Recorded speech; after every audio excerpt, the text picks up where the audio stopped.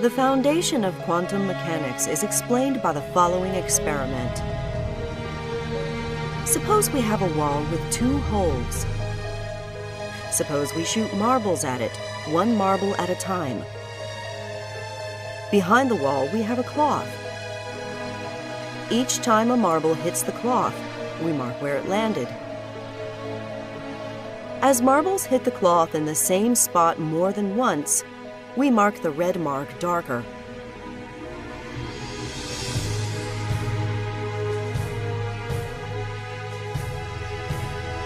Some marbles make it through the holes by bouncing off at an angle. But most marbles that make it through the holes continue in a straight line. After a while, there will be many red marks on the cloth. The darkest red marks will be directly behind the 2 holes. Now suppose the 2 holes are very narrow. Suppose the marble is very small. Now the result is very different.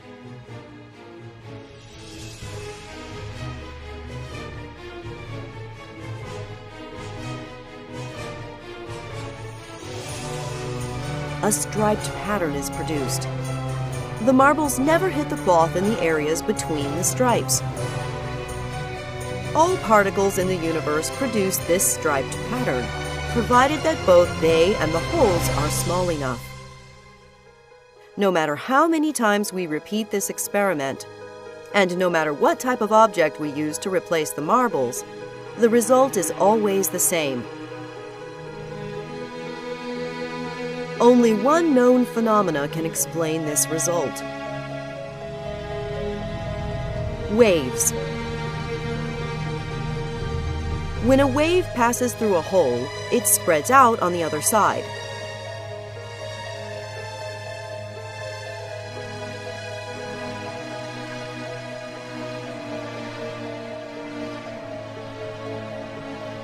If there are 2 holes, 2 waves are produced.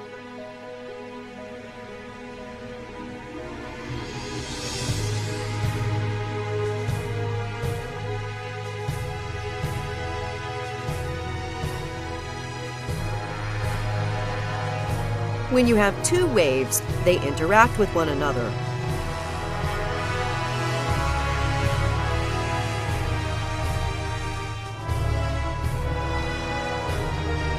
In some areas they strengthen each other, and in other areas they cancel each other out.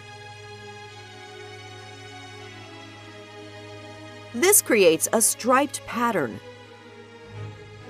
This is the exact same pattern that we saw before.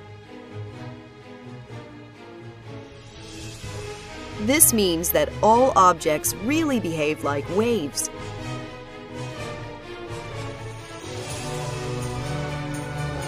But if all objects behave like waves, then why don't we see a striped pattern for the large marbles?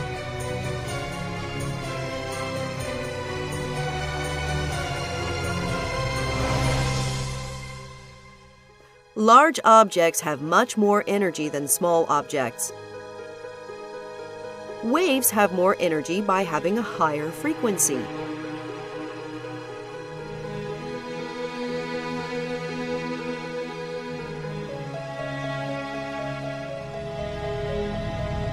When waves with higher frequencies interact with one another, the pattern is different.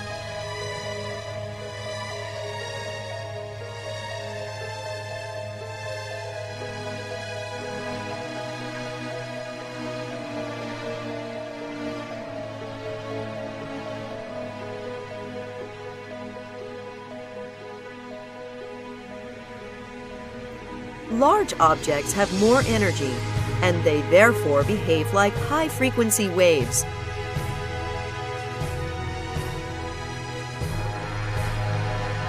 This is why large objects do not produce a striped pattern, but small objects do.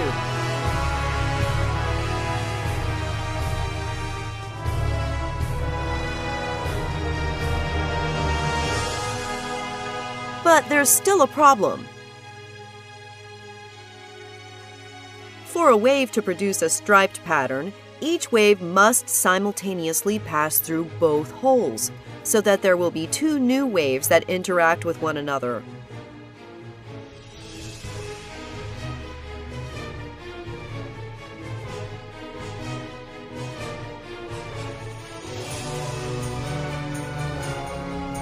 But we're shooting the marbles at the wall only one marble at a time. This means that each marble must somehow simultaneously pass through both holes in order to create the striped pattern.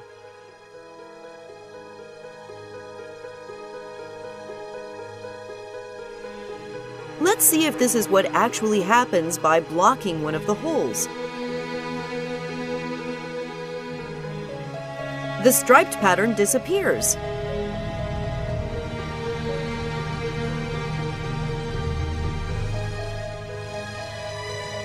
Most of the marks are now directly behind the one open hole.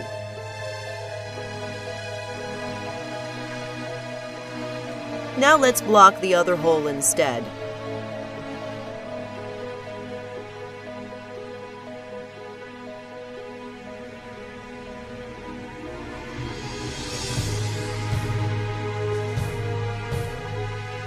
Again, the darkest lines are directly behind the one open hole.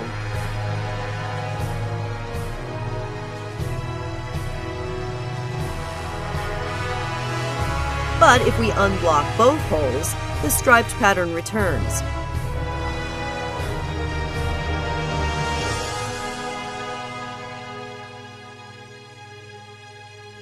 Areas that were hit many times when one of the holes was blocked are now never hit when both holes are open.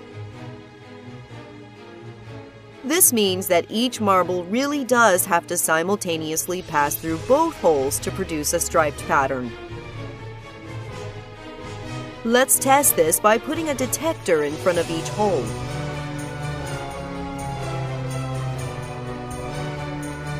We should expect that both detectors will simultaneously indicate that the marble passes through it.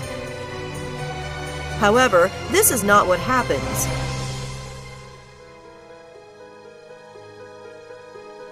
Each marble only passes through one detector or the other, but never both.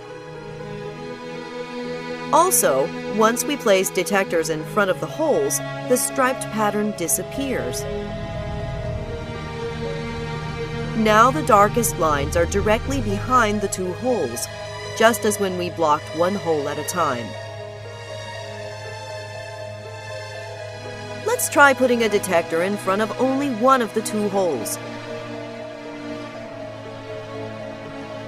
It turns out that having even just one detector has the same effect as having two detectors and causes the stripe pattern to disappear. Any attempt to discover which of the two holes the marble passes through forces the marble to pass through one hole or the other, and not both.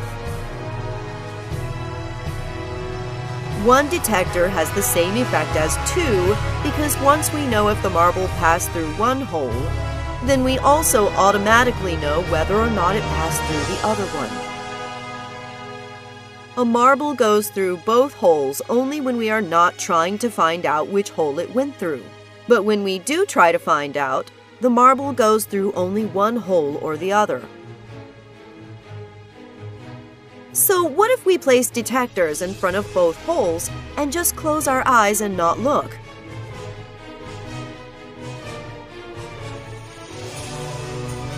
We don't know for sure what is happening when we are not looking, but we do know what the mathematics describing the waves tells us.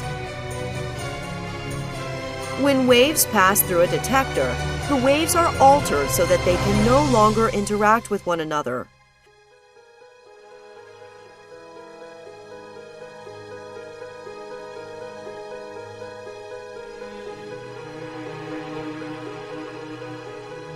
This means that the striped pattern will disappear even if we are not watching it. The detectors will cause this to happen on their own. However, the mathematics also says that each wave still simultaneously passes through both holes, even with the detectors present. But when we open our eyes and look, we always see the detector indicating that the marble passed through only one hole or the other, and never both. Each wave still simultaneously passes through both holes, even with the detectors present. But when we open our eyes and look, we always see the detector indicating that the marble passed through only one hole or the other, and never both. This means that the marble must be more than just a wave. The wave only describes the probability of where we will see the marble when we look at it. The probability of the marble being at a particular location is given by the wave's amplitude. The higher the amplitude of the wave at a particular location, the higher the probability is that we will see the marble there when we look. This means that we can never simultaneously know both the position and the momentum. Before the wave hits the detector, we know exactly what direction the momentum is in. However, we know nothing about the object's position.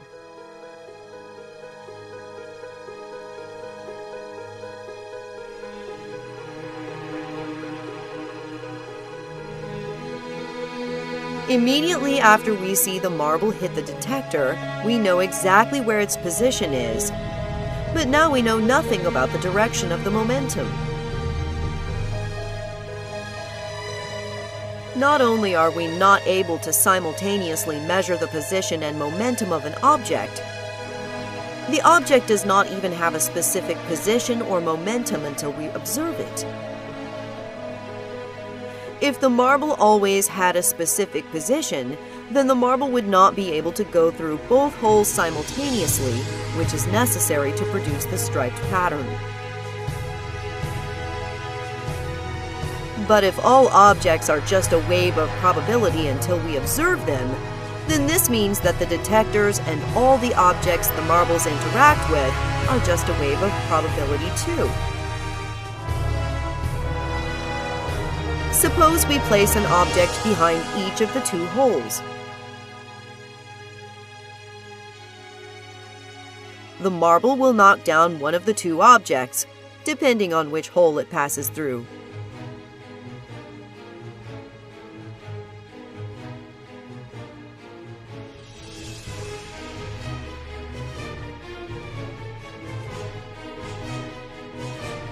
If we close our eyes and don't look, then the wave of probability passes through both holes, and each object being knocked down also becomes a wave of probability.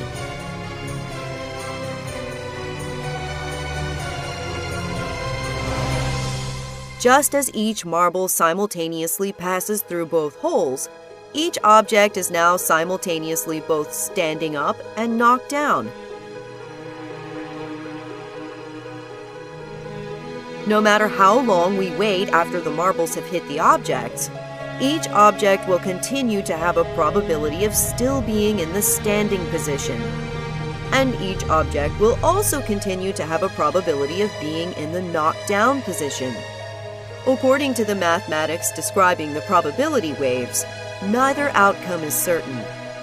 It's only when we open our eyes and look that we see only one outcome or the other.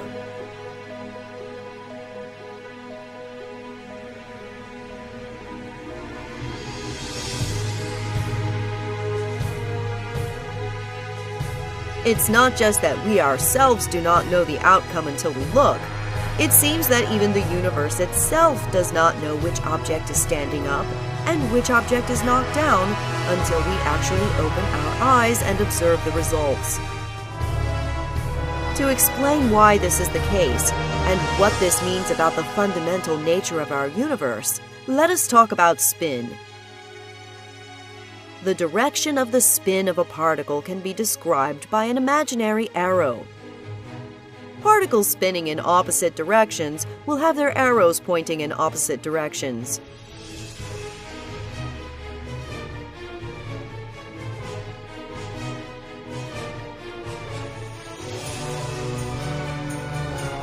Particles are too small to see the spin directly with our eyes, but we can build detectors which tell us if the spin is in the direction of the red plate or if the spin is in the direction of the blue plate.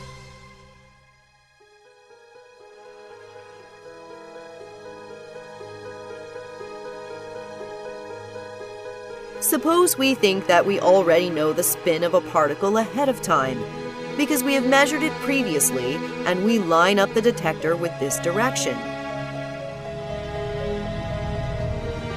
The detector will always give us the same result we measured previously. But if the spin we measured previously is not in the same direction as the detector, then the act of measuring the spin ends up changing it.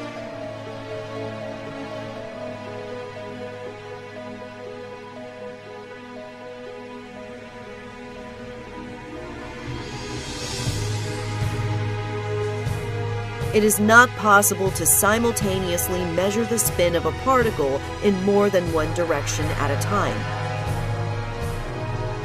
If we want to know the direction of the spin in the horizontal direction, then we need to rotate the detector.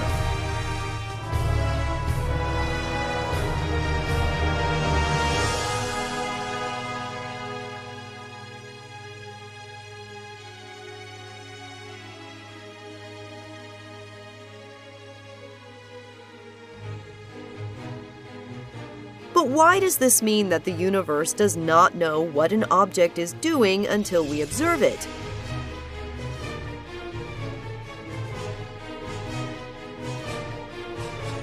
The answer lies in the fact that we can produce pairs of particles that always spin in opposite directions.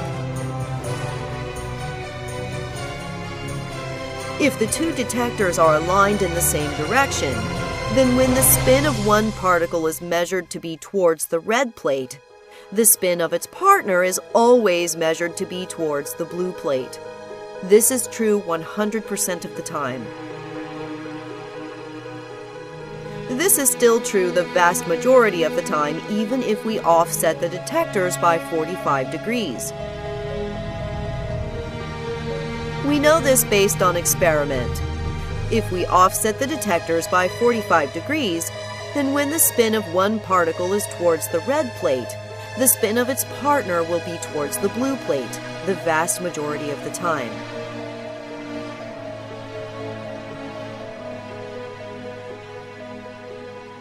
Suppose the two detectors are perfectly aligned with each other, and they are both in the diagonal position. Does the universe know ahead of time that the first particle will be measured to be towards the red plate, and that the spin of the second particle will therefore be towards the blue plate?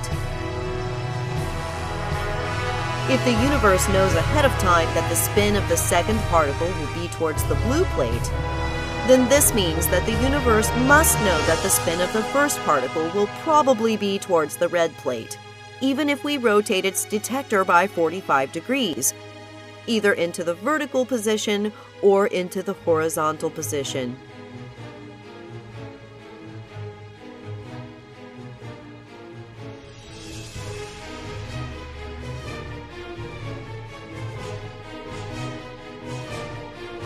Therefore, if the universe knows the results in the diagonal observation ahead of time, then the universe would also know that if one detector will be rotated into the vertical position, and the other detector will be rotated into the horizontal position, the two particles will still probably be spinning in opposite directions. But when we actually do the experiment, this isn't what happens. When the two detectors are offset by 90 degrees, there is no correlation between the measured spins of the two particles. When the two detectors are offset by 90 degrees, the spins of two particles are just as likely to read in the same direction as they are to read in opposite directions. Therefore, if we start out by assuming that the universe knows ahead of time what the measurements will be, this leads to a contradiction. Assuming that the universe knows the answers ahead of time implies that most of the time, the measured vertical spin of one particle must be in the opposite direction of the measured horizontal spin of the second particle. But we know that this is not the case. The apparent implication is that the universe cannot know ahead of time what the measurement of the spin will be, and the universe makes up its mind only when the spin is actually observed. The apparent implication is also that when the spin of one particle is measured, it sends an instantaneous message to its partner to spin in the opposite direction. If each particle makes up its mind about what direction it's spinning only when it's observed, then we need this instantaneous message from one particle to the other in order to guarantee that the two particles will always decide to spin in opposite directions when the detectors are aligned.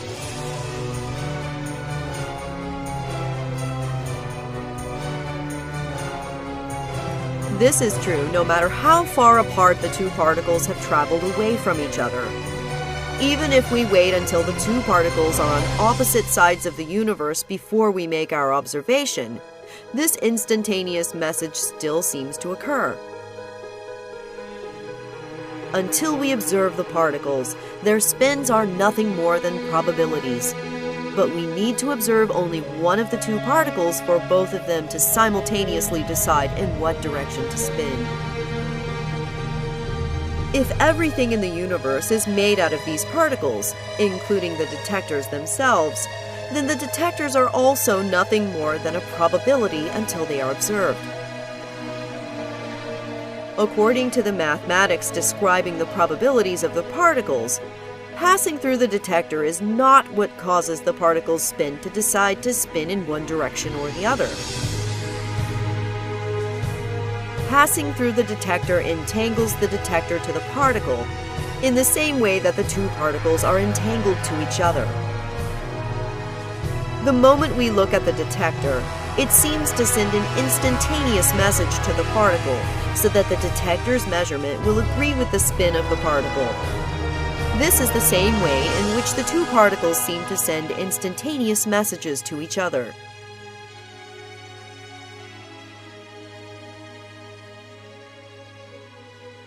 There are many possible explanations as to what's actually happening and how to interpret these results, and this is a matter of considerable debate. But if we really do have these types of instantaneous messages, which are faster even than the speed of light, then this creates an interesting situation with Einstein's theory of relativity. According to Einstein's theory of relativity, different observers will disagree about which of two events happened first, and no observer is more correct than any other.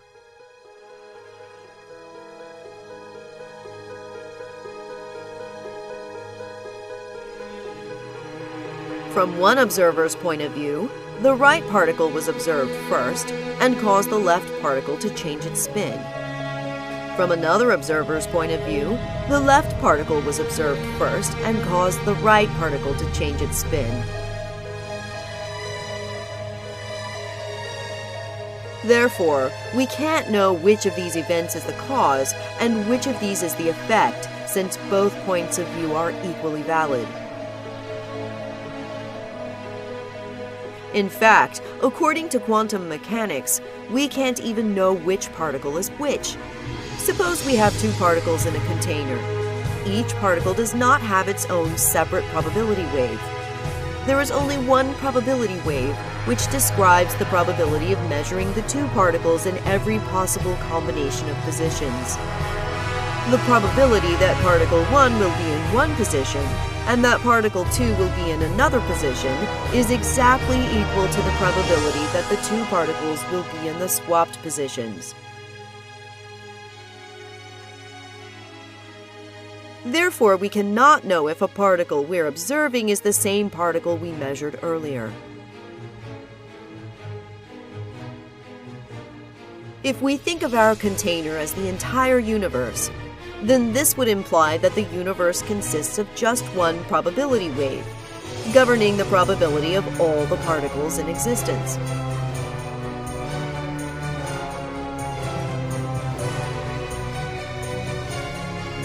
But if we ourselves are made out of these exact same particles, then why is the act of us observing something so fundamentally different from everything else in the universe? This is one of the greatest unsolved scientific and philosophical mysteries of all time,